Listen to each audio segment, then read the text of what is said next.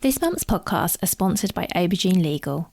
Do you sometimes worry that your business isn't meeting all its legal compliance requirements and wonder if you're ticking all the legal boxes? Are you losing sleep worrying about a piece of legislation that you may or may not be complying with? Perhaps you need some help with your client contracts or your data protection compliance. Or maybe you're worried that your website doesn't have the right documents or legal notices in the right place. Perhaps you have a brand that you want to protect with a trademark. How about if you could outsource it all and eliminate all of your worries? If so, then get in touch with Aubergine Legal, a friendly commercial legal consultancy offering practical and clear commercial legal advice without the overwhelming legal jargon, taking the worry away and helping you to protect your business and minimise your risks. Aubergine offers a free 30-minute consultation if you have any questions or want to find out if they can help, and you can access this link and book your free 30-minute call via the link in the show notes. Welcome to the Bring Your Product Idea to Life podcast. This is the podcast for you if you're getting started selling products or if you'd like to create your own product to sell. I'm Vicky Weinberg, a product creation coach and Amazon expert. Every week I share friendly, practical advice as well as inspirational stories from small businesses. Let's get started. Today, I am so excited to welcome Rosie Davies-Smith onto the podcast. PR agencies have led clients to believe they're the only ones who can do what they do. Rosie made it her mission to prove them wrong. After running her own agency for over a decade, she founded PR Dispatch, a platform which powers in-house teams to become the PR experts. Since then, over 500 brands have been given the training, expertise and contacts they need to take control of their PR in-house and secure their own coverage at just 3% of the cost of a PR agency. So I know we've spoken about PR on the podcast before, but what I absolutely love is that every guest I speak to has different experience, different perspective, different ideas. And this is not a conversation about PR like any that we've had before. So Rosie has a really interesting perspective on what PR is, what's important, and she also gives you some really practical advice about how you can do your PR yourself without needing to employ an agency or get anyone else to do the work for you. And hopefully you will find that really interesting and also really empowering. So I would love now to introduce you to Rosie. So hi Rosie, thank you so much for being here. Thank you for having me. Very excited to be here. Yeah, I'm really excited to talk to you. So can we start with you please give an introduction to you, your business and what you do? Yeah, so my name's Rosie Davies-Smith.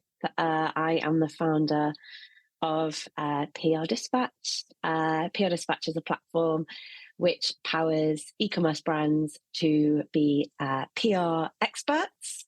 So we have insights, training, access to a press database, and they also have access to our community and our support too.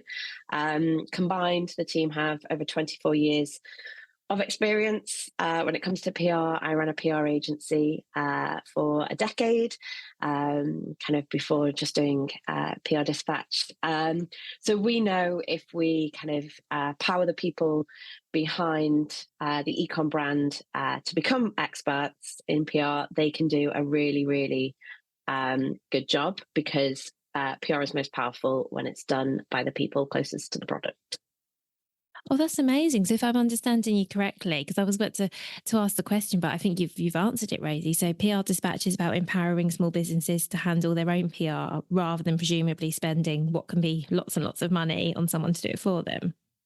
Yeah, exactly. So kind of from running an agency, we know it is very, very expensive. We say £2,000 plus a month, but it's creeping up to maybe £3,000, £4,000 minimum if you did want to work with a PR agency. And kind of over the years, I found that, people who are kind of behind the product or maybe a small team of people working for the brand were so much better at doing the PR than a PR agency. They know the product inside out, they're passionate about the story, they can pivot really quickly, whereas trying to translate that to a PR agency it's actually really, really difficult, and it's a job in itself.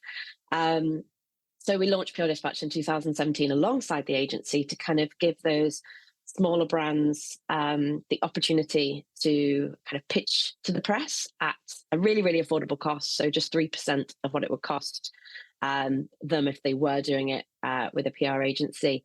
And actually what we started to see is that the brands that were PR Dispatch members and were doing it themselves, we're doing as well, if not better, than the clients we had at our PR agency. So it became very apparent very quickly that actually people that are kind of closest to the product do actually do PR best, even if you've got no previous experience or never done it before. That's really fascinating. And I guess that comes back to what you said about those people being so familiar with their product, their brand, their story, and maybe seeing opportunities that PR agency maybe wouldn't, because they obviously know everything in so much more detail. I also think that must be really empowering for a small business, because I've obviously I'm a service business, not e-commerce, but I've had a little bit of PR this year that I've got myself. I did a little bit of training, and I think there's something really nice as well about feeling like, okay, I can do this, and just getting over those barriers of approaching journalists or pitching your ideas. I think that's also a really good skill for small businesses to have. Yeah, it's not rocket science. I think that's what I learned pretty quickly. I mean, my background before I started kind of the PR agency was not PR. I actually worked for a small business. I was given the task of pitching to magazines. I didn't even know that's how magazines were compiled. I was completely naive. I just didn't know that, you emailed a magazine about your product and they then compiled pages and they might email you back at some point and say, hey, actually, this works really well for what I'm doing. And I was just completely blown away, not only how beneficial it was to a brand. It was a knitwear brand called Lowy. We worked with them for 10 years, they're now a PR Dispatch member. And they got really good traction in kind of the first few months of me just kind of consistently emailing magazines every single week. And it made a massive difference, to their awareness. And it was a key time of year. It was leading up to Christmas. And you could see it was having a big impact kind of on people coming to their website and probably sales as well. But it was so easy. I couldn't believe how easy it was. I was like, this is so easy to do and actually quite enjoyable. So yeah, I agree. Once people kind of start the ball rolling with it, it's a very addictive feeling. It's just getting over that initial hurdle of starting and not feeling that imposter syndrome or like you're annoying them or, you don't know what to say. Kind of getting over that first hurdle, I think, is kind of the biggest stopping point for many brands. Absolutely. I know for me, it was definitely a mindset thing. I just felt a bit silly, sort of emailing someone I've never met and saying, I've got an idea for a story. It just felt really daft until you realise, like you say, that's what everyone's doing. Like any story you read presumably has started that way, unless of course a journalist puts out a request, which is also obviously another way of doing it. But I think that once you send that first email, it just gets a lot easier and it becomes I hope this is useful for everyone listening as well. For me especially, I think you can send lots of emails and you might only get 1 or 2 replies, if that, but it becomes like water off a duck's back. You think that you're going to care if someone doesn't reply or if they say no thank you, and actually they don't usually say no thank you, do they? Let's face it, they're busy, they just don't reply. But I think you soon realise it's not personal and you just move on to the next one and just keep doing it, and no harm done really.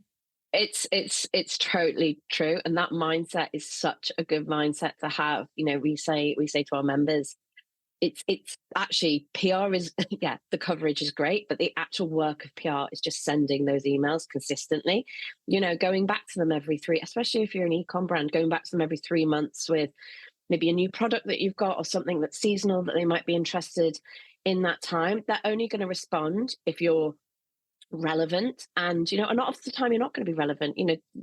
They might be doing a different feature or they might have filled their quota for the features that they're doing. They might store it for future. What we see a lot, especially with e-com brands, is and I saw this a lot during my agency days, is the press email back off previous pitches. So you might send a pitch about, I don't know, I'm looking at my press board in front of me, pajamas, for example, and you send it in November, and then in March they respond and they say, hey, these pajamas are actually really relevant for something that I'm working on now. So it's about being visible, being in their inbox, because they're the brands that are going to get featured. The brands that are being proactive about it, you're totally right. The brands that are being proactive about it are the ones that are going to secure those features. So yeah, just don't be disheartened if you don't get those responses. Thank you. So it definitely sounds like it's a case of just doing it. And I know it's not as simple as, well, it is and isn't as simple as that. But actually, if you don't mind, Rosie, let's go back to the beginning and talk about, so for small businesses listening, how do you know if your business is actually ready to do any PR in the first place, or whether there are other things you should be thinking about before you get excited and start sending out pitches? So my advice to anyone is, the way to think about PR is you should be doing it for the lifetime of your business. You're never too small. That there is a difference between being too small or being ready, and I'll talk about being ready in a second. But PR is not something that you do seasonally. It's not something that you pick up and drop. Even if you've got a seasonal product, the rest of the year you work on profile press or podcasts, or getting speaking opportunities at industry shows that are really relevant to your sector. So PR is something you should be doing consistently from the day that you launch your business. Are you ready is a different question. So the only thing you do actually need to do PR, and it's not a press release, you do not need a press release to do PR, it is imagery. So for e-com brands, we talk about 4 different types of imagery. Product shots, so they're obviously your cutout white shots, clear or white background, and they will be included in those kind of roundups, product roundups. Lifestyle shots, which probably most of the listeners have, your product in a lifestyle setting being used or whatever it is. Behind the brand imagery, so that might be your office space. If you've got a physical store, it might be your physical store, it might be making photos, the process. And finally, founder shots, so photos of you, headshots, something with a key person in your business. You don't need all 4. You actually just need one of them to start. So if you only have a founder shot, and that you're going to run with that, then start with that. Start with kind of these more interview based stories. If you've got product shots, then that's a great place to start, pitching into these product features, roundups, print and online. And I say build your, we haven't got endless amounts of budget. That's like an extensive list of imagery to have. So every time kind of you have some budget, or you're thinking about next season, or you're thinking about ramping up your press, think, what is the next kind of imagery I can add to my rapport, if you like, so I've got more imagery to send out. But once you've got imagery, which I'm going to assume if you're launching a brand or a business, you have some form of imagery to sell the product, you are ready to do PR. That's really good news. Thank you, Rosie. Thank you for explaining that, because I think it can be tempting to think, oh, I'm not ready, I'm too small, there's all sorts of excuses we can give ourselves, aren't there? So I think that's really good to know. And now this might be a really stupid question, but I'm going to ask it anyway. Never a stupid question. So you mentioned, so when I've spoken to people about social media, building media lists, all sorts of other topics around starting a small business, we're sometimes told actually start before you have something. So I know, for example, lots of brands, when their product isn't quite ready to sell, they might get on social media, they might start building up their email list, they might start with their website.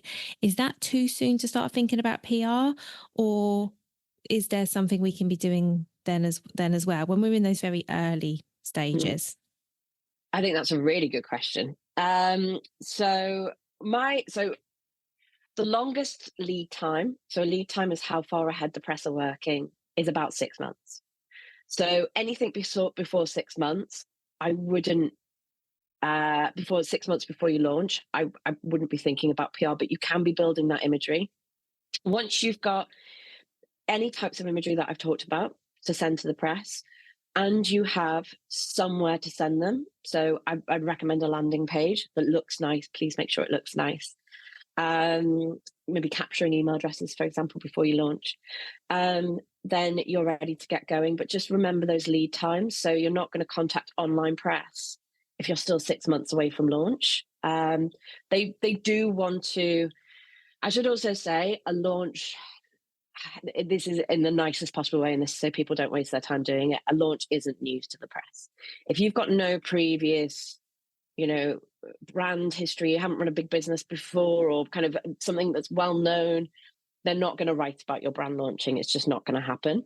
So I recommend trying to start with kind of those product features, maybe kind of some niche interviews. You know, if you're a knitwear brand, for example, there are some really good knitwear magazines out there or knitwear platforms where they really specialize. It's really, really niche. We had one member that was on a podcast, I think it's called Make a Meaning. And it was very, very, very niche. It was the stories behind why makers make. But it had 250 listens in the first hour. So think about, don't try and kind of just get your launch into the national press. Think about really niche, you know, platforms that are going to drive people kind of that really care about what you're doing to your website. But once you've got that imagery, I'd say anywhere between 6 months up to your launch date is a good time to start thinking about PR. That's really helpful. Thank you, Rosie. And I also liked what you said about not always going for the big publications and going a bit more niche as well, because it can be really tempting to think, oh, I'd love to be in the, I don't know, the Guardian, whatever, wherever you want to be, or a certain magazine. But that's actually such a good point about thinking about where your customers, you know, what they're listening to and what they're reading, and being a bit more targeted, because actually you could get a lot more sales, which is what we're all after, from featuring in a, let's say the sock example, featuring in a knitwear magazine or whatever it is, than being on in something big with a much wider readership or listenership, but actually only a percentage of those people might actually be interested in what it is you sell.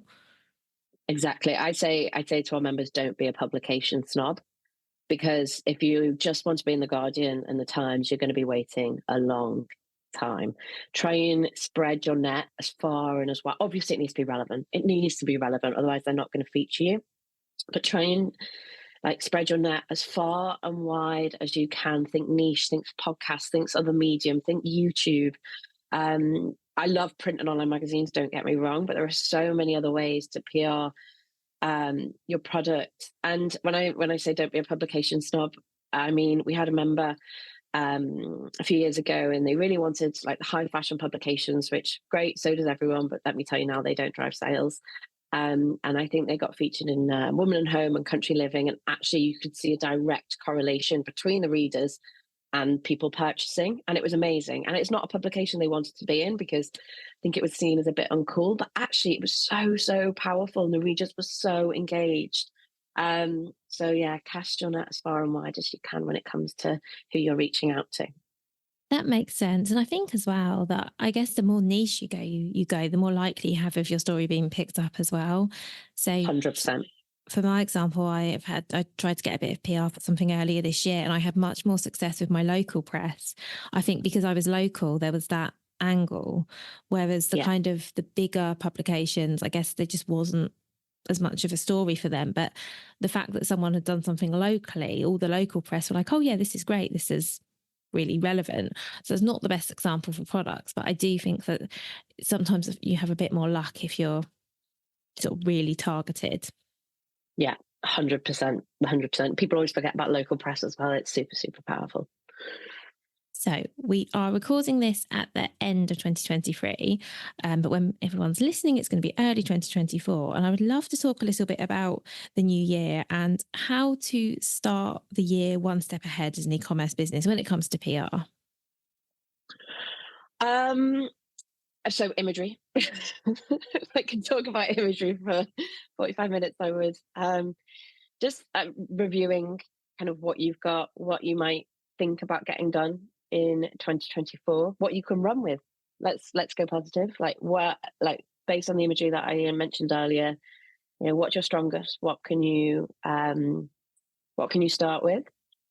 I would also recommend setting time aside. So PR is one of those activities that is important, but it's never, ever urgent. It will always go to the bottom of the to-do list, and everything else will always overtake it. So we encourage members to set aside a minimum of 60 minutes a week. It can absolutely be done in 60 minutes a week. If they've got longer, fantastic, but 60 minutes a week just to pitch to the press and nurture relationships. PR is all about relationships. So just nurturing, you know, those relationships, going back to people that you maybe pitched 2-3 months ago, you know, following them on LinkedIn or Instagram, just nurturing that PR every single week. So yeah, after imagery, I would say set aside that time. And my third piece of advice would be for 2024 is just get going. Stop putting it to the bottom of your to-do list if that's what you've been doing, because the sooner you get going, the sooner you'll start to get coverage. So even if you can just set aside 60 minutes and reach out to 5 people a week, just 5 people a week, you are doing so much more than your competitors.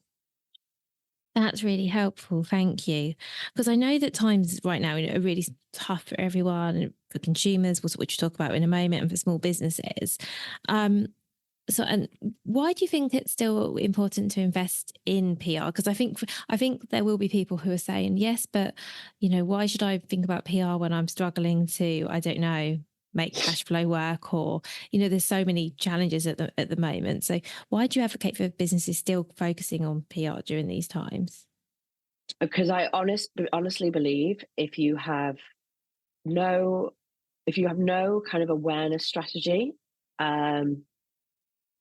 aside from social media, you're going to really struggle to stay in business, because people are not going to shop with you if they're not aware of you. And Instagram's great, but let's be honest, that is limited to how many people you are going to reach. PR is by far the best activity for awareness. If you secure coverage, it makes hundreds, thousands of people aware of you. What it also does, and this is why, and we'll talk about this in a second about consumers, is it makes people trust you. So if you've got 3 people in your sector, you all make similar products, similar price point, maybe a similar audience, competitors, if you like, and one of you is doing PR, and it's really obvious you're trusted by this magazine, as seen in this magazine, this product was highlighted. That is the brand that is going to get the sales, because people trust them. So that is why I would absolutely kind of not think, oh, well, we've got no budget, so I'm not going to do PR right now, but we'll spend on ads. Don't spend on ads until you've got PR coming in, because ads are going to support your PR. PR should be the first activity. That makes so much sense. Thank you. Because also, when we talk about ads and PR presumably can cost you a lot less money than ads as well. So again, I think 100%, if times are tough, and it sounds like you can do a lot with your PR just by investing your time and not perhaps investing any money, or investing a little bit of money. Whereas ads, as we know, can, the spend can just spiral. Yes, it's a lot more in terms of investment. And of course, we don't know what the payoff's going to be for ads or PR. But yeah, PR to me seems like much less of a financial commitment and more of a time commitment, which hopefully we can all find 60 minutes a week to do that. Yeah, definitely. Thank you. And so let's talk a bit about consumers as well, because times are hard for small businesses. They're also really hard for everyone, aren't they? Because disposable income is definitely going down. But so is there anything we can do in terms of our PR to help when, I think, spending, I think that's part of the reason small businesses are finding it tough, is people are, I think, spending a little bit less at the moment. Yeah, absolutely. So I talked about the trust element. I can't emphasize how important that is for consumers. They want to, there's so many brands out there, they want to purchase with people that they trust, and PR is kind of probably the top thing you can do to build trust with consumers. But the other element that is really important, and people don't really consider a lot when they think about PR, is emotional connection. So there's 2 types of PR for e-com businesses. One is product. So, product roundups, shop this look, kind of all the kind of nice product stuff, which is really great. And it's great for awareness and it's great for trust. But the other type of PR for e-com businesses, and I always recommend you do both, split your time across both, is what we call profile press. So this is what service businesses would do, but it's still really relevant for e-com. It's, meet the maker, an interview with the founder, a day in the life. It might be an interview about a shop opening. It might be, how you overcame, a mental health battle to start your business, or why your product is so relevant. What about your story? What about your journey, has led you to create this product or this brand? And that emotional connection is what will drive consumers to spend with you. I am so brand loyal to brands where I have an emotional connection with, and it's normally with the founder. So putting the founder at the forefront of your stories, I think, is really, really important. Those that do will reap the rewards, and we've seen it in all the reports this year. Like, we've been kind of pulling together all the reports for 2024. Consumers want an emotional connection with a brand before they shop with them. They want that feeling. So yeah, you can use PR to tell your story in a different way. And then when you do get that coverage, just make sure you're sharing it. Don't kind of just think, oh, well, I got featured in a magazine and that's it. There are some laws around sharing. I'm not an expert in it, so I'm not going to go into it. But making sure you've kind of shouted about it on your Instagram or shared it on your LinkedIn or put that logo on your website. It's all really, really important. And it's going to drive, firstly, awareness of people that don't already know you, but people that do know you, maybe they're on your mailing list and they joined your mailing list, but they've never shopped with you, or they follow you on Instagram and they've never shopped with you. It just might be that final push they need to make that purchase, to know kind of your story or what you overcame or why you're doing what you do. Might just be that emotional connection they need to make that purchase. That makes so much sense. Thank you, Rosie. I think that, knowing a bit about the background of a brand just stops them being faceless. Yeah. And I think it makes them a huge difference. Yeah, it makes me sharp. Yeah. It does. And actually, that's kind of the whole point of this podcast, is to feature brands and their stories, partly so those brands can help other people learn from what they've done, but also to share those stories and the background. And I find that I and my listeners as well are so loyal to brands that have been on the podcast, because it feels like you know them. It feels like you know who this brand is, because you've heard the founder's voice and you've heard them talking about their products. And I think that, like you were saying, come back to brand loyalty, I think we're much more loyal when we feel that we know who the person behind the business is. Whenever I need to buy something, a suitcase actually is the most recent kind of example of this.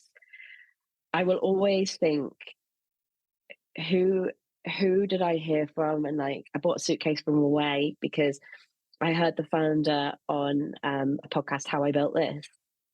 So instead of all the suitcases I could have bought, I probably spent double what I wanted to spend on a suitcase, but I did it because I'd heard her journey. I'd heard what she had overcome to start this business. And it's so, so true. If you're thinking, I'm going to get featured on a podcast and then I'm going to get loads of sales, it doesn't work like that. It's about people remembering you. So when they do need that product, you are absolutely forefront of mind. You're the person that they remember. Absolutely. That's actually leads me on really nicely to my next question. Because as you've said, you might go on a podcast and you might not get instant sales or from a magazine piece, but how can you tell what return, if any, you're getting from the PR that you're doing? Oh, I love this question. Please don't think about PR in terms of what kind of return you will get. It is not a marketing activity. It is an awareness activity. When people kind of really want to measure PR, I would say look at it year on year. So do PR activity for 12 months and then review at the end of those 12 months. And you're looking at metrics like, have my website users increased? Has our revenue increased? You might see some people clicking through from online articles, but apart from that, it's so difficult. It's so difficult to measure, because someone will see you. Like, we had, I don't know how many, I think we had about 15 members featured in the Guardian Christmas gift guide last week. And some of them did actually get sales from it, and it's very, very clear, but a lot of them maybe didn't. And it's about, someone coming to their website that might buy something else. They'll see the product that they saw on the Guardian, but actually, something else takes their fancy, or, they saw a notepad in the Guardian that they want to buy for themselves, not as a Christmas gift. So they'll come back in January and buy it. So I would, if you're going to look at PR activity and kind of what return you're getting, I would annually review it. Don't drop it. And if you don't feel like your website traffic is increasing or you're not getting the coverage that you should be, you need to look at what you're doing, kind of what you're doing. How often are you emailing them? What are your assets like? I can tell you 90% of the time that people don't secure the coverage that they think they deserve, it's because their imagery is not good enough. So go back and kind of review all that if you're not getting the coverage that you kind of expected. But PR is very much a top of funnel activity. It's about awareness, it's about credibility, and then your marketing is to drive people through your sales funnel. Thank you for humouring me with that question, because I know there are always people who want to know, is it worth me doing this activity? Am I getting anything from it? Should I be dropping it? Especially as we're coming towards the end of the year and, making plans for the next year. So it sounds like your advice is do it, don't drop it. And if it isn't working, think about why perhaps what other aspects are not working. Yeah, exactly. That makes total sense. Thank you. And I think it's really interesting as well what you've said about how you might see immediate results or you might not, because I've definitely heard that anecdotally from clients as well, where they've done something and then it can be quite a while later that it seems to be paying off, and often it's an accumulation of things. So it's not just one event being in one publication. It can be, a couple of months of consistent coverage, and then all of a sudden they'll say, oh, my sales are up month on month, or whatever, whatever it is. And I think that's really interesting. It comes back to what you were saying about people having to sort of see you consistently and get to feel like they know you. And I think for lots of us, just one article or one podcast interview probably isn't going to be the thing that changes our whole business. Absolutely not. Have I got time for a quick story? Of course, yeah. So I think it was about 2016, 2017 when I was running the agency, and just as I launched PR Dispatch, I got a few, this is for the agency and for me as a founder, we got a few pieces of small coverage, and then we got contacted by Elle. Actually, we pitched Elle in. And she said, yeah, this sounds great. So it was an article about 23 female founders under 30. And that was a great article. And 6 months later, I got a call on the landline at work, and it was the BBC. And they said, we're shooting the final of The Apprentice. We'd like you to come and be a judge. And they had actually found me through that Elle article. So it's about building, totally right, it's building blocks. Don't think you're going to get one piece of coverage and that's it, you've done PR and you don't need to do it again. All of those building blocks, all of those small pieces of coverage that we got kind of made us seem credible. So that then Elle ran the article, and then 6 months later the BBC found us through Elle and asked me to be on The Apprentice. So it is always building blocks, and we do it consistently. So we're always showing up and we're always forefront of mind, because if we weren't doing it, someone else in my space would take over and become the forefront kind of leader in the e-com kind of PR space. And PR is the only thing that doesn't stop that from happening. So yeah, hoping that my story kind of spurs you on to get going. Well, I didn't know you were on The Apprentice. That's very exciting, first of all. It was a long time ago. I had no idea. So that's exciting. I've got so many, I'm refraining from asking my questions about that, holding myself back. But I really like that story. And I really like what you said as well, because the key thing that's, as you're speaking, that came to me is it's like with lots of things in business, is about consistency and not just, trying to get some PR in January and then thinking, right, I'll take the rest of the year off now. I've done my bit. I think it's like everything, isn't it? It's just that keep on doing it. And as you say, it all starts to build a bigger picture. Exactly. Yeah. Keep going. Don't stop. Well, thank you so much, Rosie. Thank you for everything you've shared. Before you go, there's one final question, which I don't think I prepared you for, but I'm sure you'll have an answer, which is, what would your number one piece of advice be to e-commerce businesses listening now, wanting to get going with their PR? What's the one thing you want them to take away? I could say imagery, but I've talked about it a lot. So it would be that you are completely capable of doing PR. If you run a business, if it's just you, or you're working with one or two other people, I can't tell you how capable business owners are of doing their own PR. You have all the skills you already need. It's not rocket science. It's really, really easy. So yeah, I would say just kind of start doing it so you can start building those blocks. Perfect. Thank you. That's such a nice positive message to end on. Thank you so much. No worries. Thank you for having me.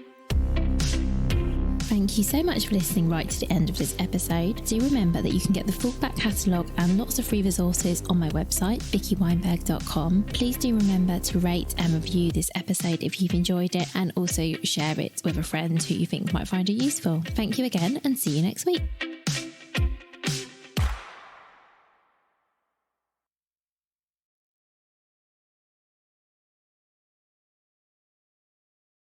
If you've been inspired to start a podcast in 2024, I really recommend my podcast host, Captivate. Captivate were my top pick when I started podcasting 4 years ago because of how easy it was for a complete novice like me to get started. I've stuck with them for the last 4 years because Captivate is still really simple to use. They keep adding great new features like the ability to share ads like these, and they've just been really reliable.